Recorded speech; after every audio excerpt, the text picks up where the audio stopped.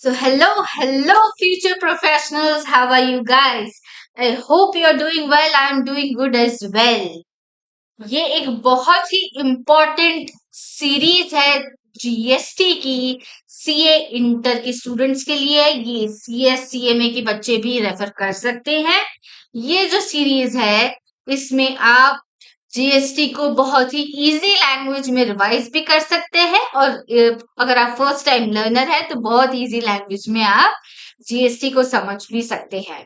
अगर आप चाहते हैं कि मैं फ्री ऑफ कॉस्ट इस पूरी सीरीज को यूट्यूब पर लॉन्च करूं तो मेरा बस एक ही रिक्वेस्ट है कि आप मुझे सपोर्ट कीजिए। और आप सपोर्ट कैसे कर सकते हैं? सब्सक्राइब करके, लाइक करके, कमेंट करके और अपने किसी फ्रेंड के साथ में शेयर करके और उनसे भी सब्सक्राइब करवाइए, लाइक करवाइए, कमेंट करवाइए ताकि ये चैनल ज्यादा से ज्यादा ग्रो हो और हम एक दूसरे से ज्यादा मिल सके। चलिए, तो विदाउट एनी फर्दर अडू हम लोग स्टार्ट करते हैं इंट्रोडक्शन ऑफ जीएसटी। जब हम बात करते हैं जीएसटी की तो हमें क्या समझ में आता है?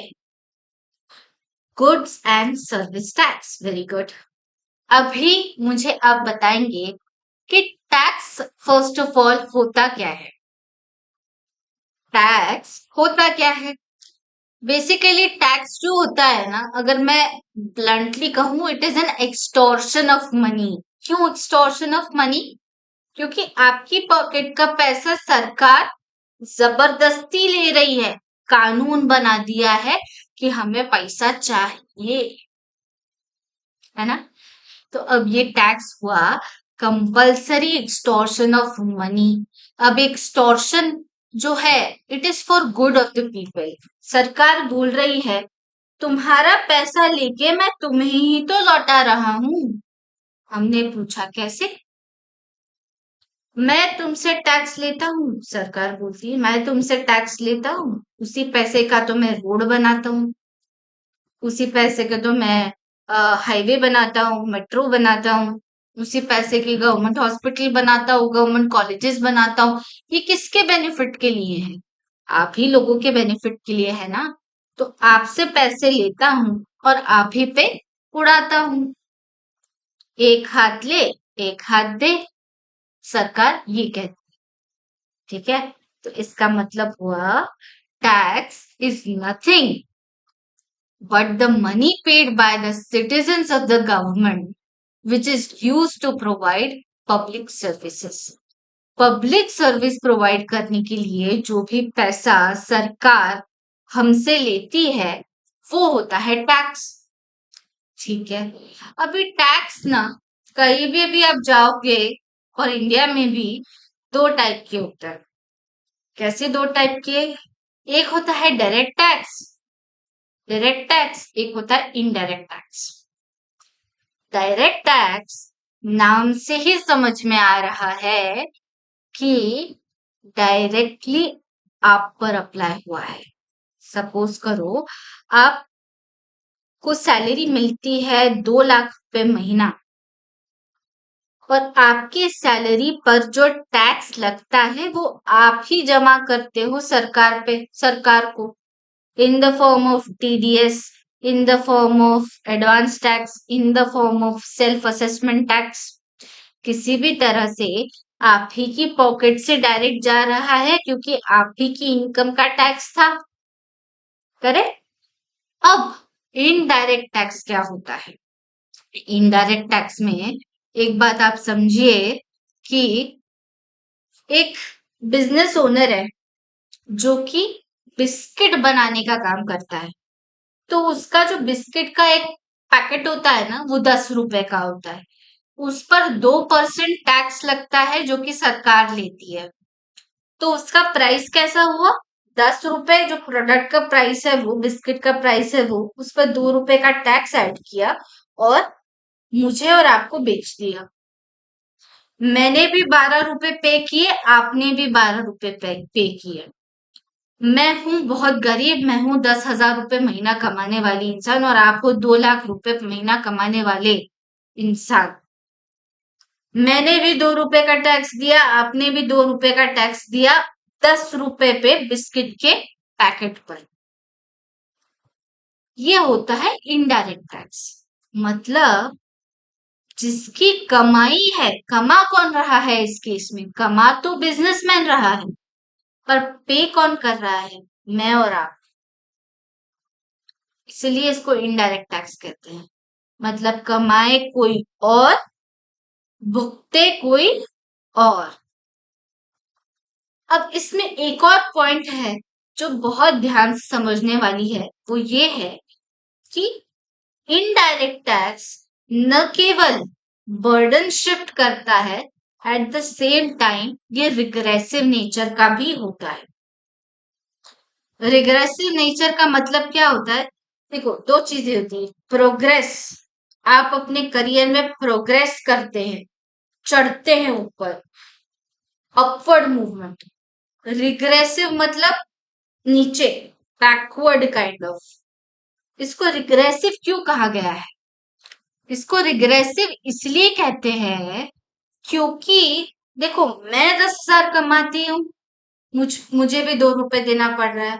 आप 2 लाख कमाते हो, आपको भी दो रुपए देना पड़ रहा है। मतलब इसमें इक्वालिटी नहीं है इन टर्म्स ऑफ इनकम। मेरी इनकम कम है तो मुझसे कम टैक्स लेना चाहिए, आपकी इनकम ज्यादा है, आपसे ज्यादा टैक्स लेना चाहिए, ऐसा कॉन्सेप्ट नहीं है।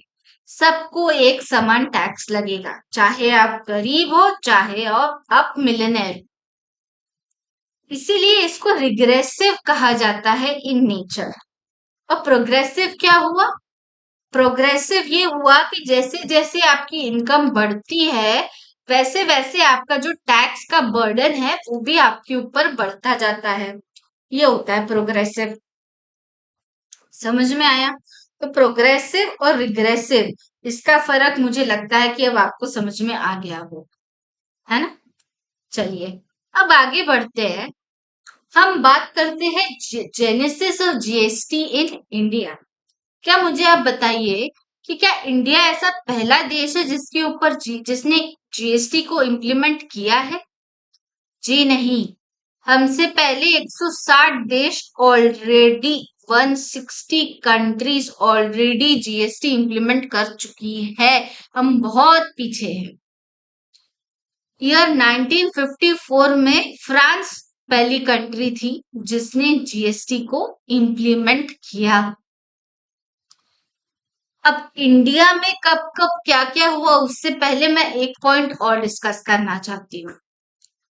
देखो, जीएसटी का मेन ऑब्जेक्टिव क्या है?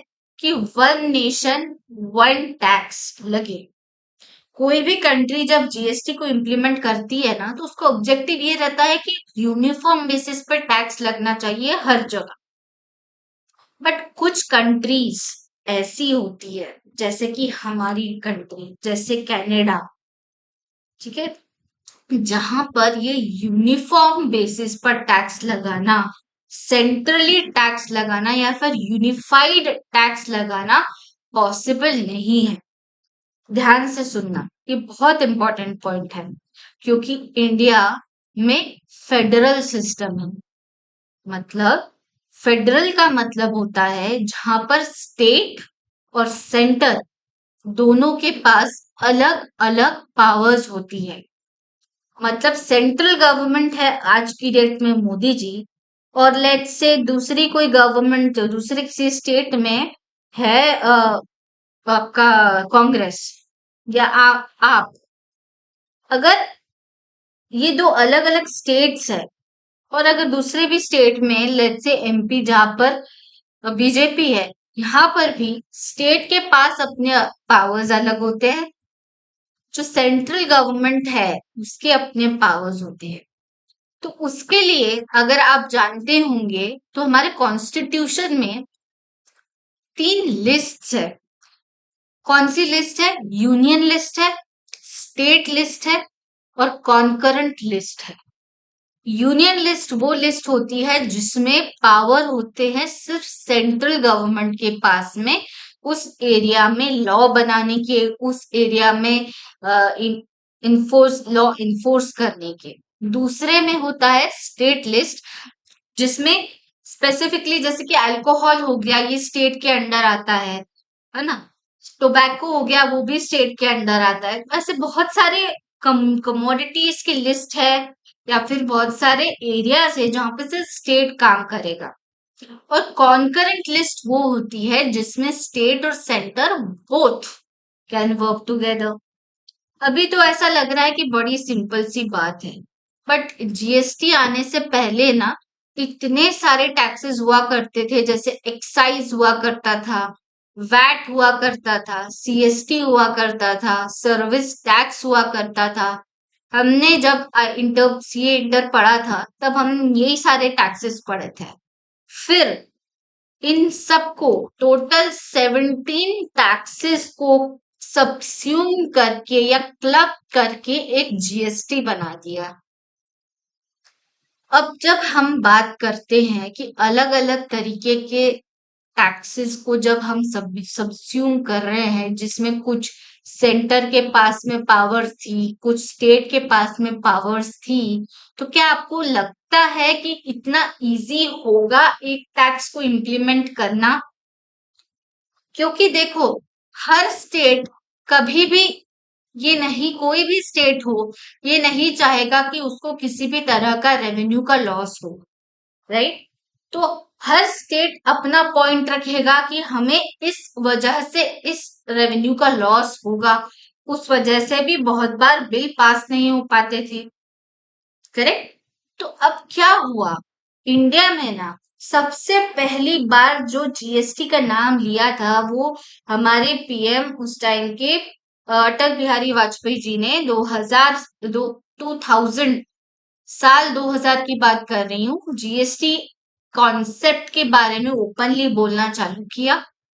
2003 आते आते एक टास्क फोर्स बिठाई जिसने जीएसटी के ऊपर बहुत सारी रिसर्च करना चालू किया। जीएसटी को अलग अलग कंट्रीज से हमने एक्ट्स पढ़ना चालू करे कि हम हमारे देश में कैसे इम्प्लीमेंट कर सकते हैं, करेक्ट? फिर 2004 निकला, 5 निकला, 2006 और 7 आते आते जब हमारे फाइनेंस मिनिस्टर पी चिदम्बरम साहब थे, तब उन्होंने कह दिया था कि 1 अप्रैल 2010 को 10 से हमारा जीएसटी इम्प्लीमेंट हो जाएगा। खुले में कह दिया था कि 1 अप्रैल 2010 तक जीएसटी इंडिया में इम्प्लीमेंट हो जाएगा, पर अनफॉर्चुनेटली वो हो नहीं सका।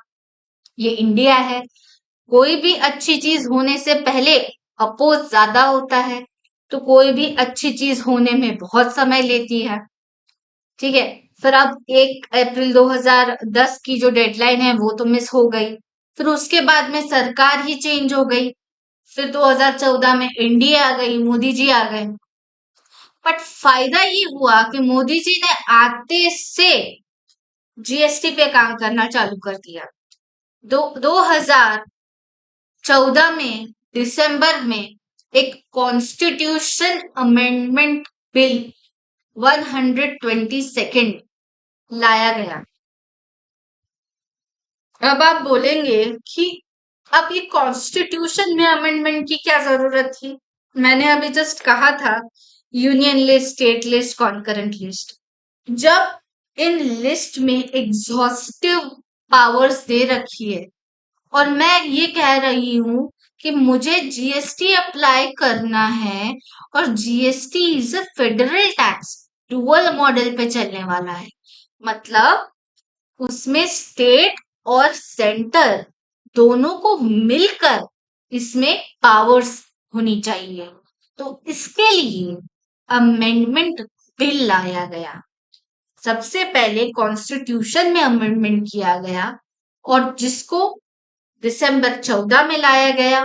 फिर वो लोकसभा में मई 15 में पास हुआ, राज्यसभा में अगस्त 16 में पास हुआ, और प्रेसिडेंट के तरफ से टिक असेंट जो है वो सितंबर 16 में मिल गया। अब जैसे ही ये अमेंडमेंट बिल पास हुआ, उस बिल से बना कॉन्स्टिट्यूशन 101st अमेंडमेंट एक्ट 2016। देखो, अब आपको ये क्वेश्चन आ सकता है, जो बिल बना उसका नाम था 122। उस बिल से जो एक्ट बना उसका नाम है 101। ऐसा कैसे? 122 और 101 का फर्क ऐसा क्यों? देखो, जो बिल होते हैं ना, हर सरकार नई नई चीजों पे अलग अलग तरीके के बिल लेकर आती है, पर सारे बिल अप्रूव नहीं होते हैं। तो ये समझ लीजिए कि सरकार ने 122 बार कोई प्रपोजल रखा, कोशिश की कि ये बिल पास हो, पर वो सदन में हो सकता है पास ही ना हुआ हो।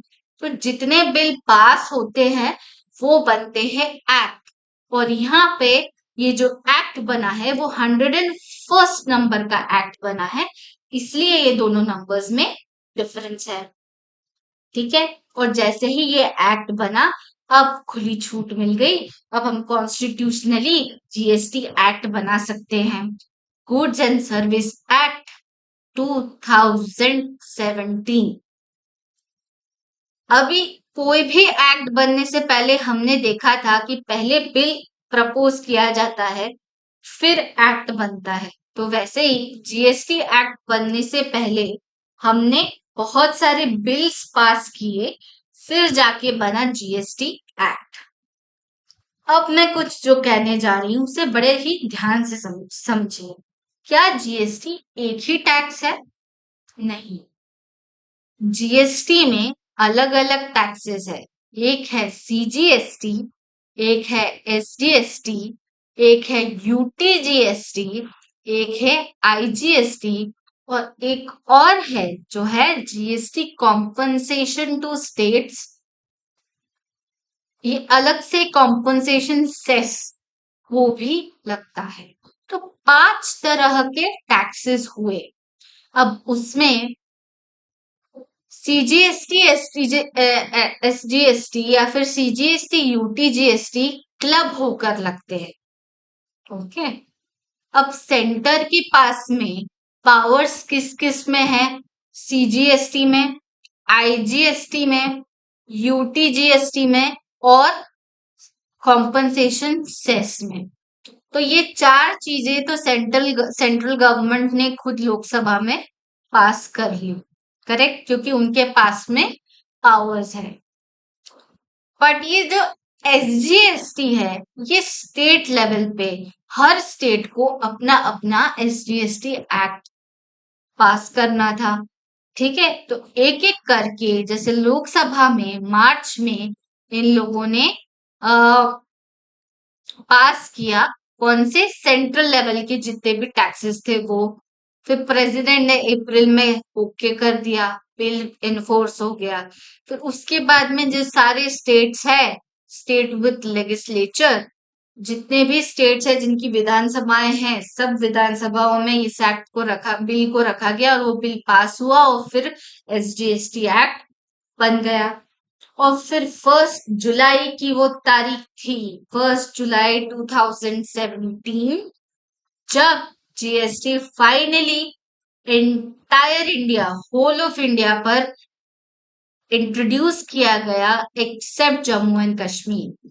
तब तक जम्मू एंड कश्मीर की असेंबली में ये बिल पास नहीं हुआ था, बट 8 तारीख को, मतलब 7 दिन बाद, वहां पर भी ये बिल पास हो गया, क्योंकि उन्हें समझ में आ गया कि हम अकेले रह के कुछ नहीं कर पाएंगे, हमें देश से जुड़ना ही पड़ेगा, नहीं तो उन्हीं को ही सबसे ज्यादा नुकसान होता टैक्सेस का, रेवेन्यू का। तो वहां जम्मू कश्मीर में भी ये पास हो गया। और ऐसे अब जब मैं न्यू डेफिनेशन देखती हूँ या न्यू एक्सटेंशन की बात करती हूँ कि ये जीएसटी एक्ट किस कहाँ तक एक्सटेंड करता है, तो मैं कहूंगी whole of India including Jammu and Kashmir. अब पूरे नेशन में 17 जितने भी ओल्ड टैक्सेस थे, सब सबस्यूम होके जीएसटी बन गए, और अब वन नेशन और वन टैक्स की बात हम खुले में कर सकते हैं, क्योंकि हमने वो अचीव किया है विद जीएसटी। मैंने फ्रांस की बात कही थी कि फ्रांस फर्स्ट कंट्री थी जिसने जीएसटी अप्लाई किया था, और वैसे ही यूनिफाइड सिस्टम और फेडरल सिस्टम की बात की थी कि यूनिफाइड सिस्टम में सेंटर जो है जीएसटी एक ही बॉडी होती है जो जीएसटी इम्प्लीमेंट करती है पूरी के पूरी कंट्री पे। और हमारी जो कंट्री है इट्स अ फेडरल नेशन, जहाँ पर स्टेट और सेंटर दोनों के पास में अपने अपने पावर्स है, उनको अपना अपना रेवेन्यू चाहिए होता है। इसलिए हमने जो है डुअल जीएसटी मॉडल को हमने अप्रूव अडॉप्ट किया है इंडिया में, जो कि यूनिक फेडरल नेचर का है। इस वीडियो में मैं इतनी ही बातें करती हूँ ताकि बहुत ज्यादा लेवल में हाई लेवल की बातें ना करूं। आई होप आपको ये वीडियो अच्छा लगा हो, और अगर अच्छा लगा हो तो अगेन सब्सक्राइब कीजिए, लाइक कीजिए, कमेंट कीजिए और अपने सभी दोस्तों को शेयर कीजिए। मैं बहुत जल्दी नेक्स्ट वीडियो भी अपलोड करने वाली हूँ, और ऐसे ही मुझे मोटिवेट करते रहिए। नमस्कार, जय हिंद।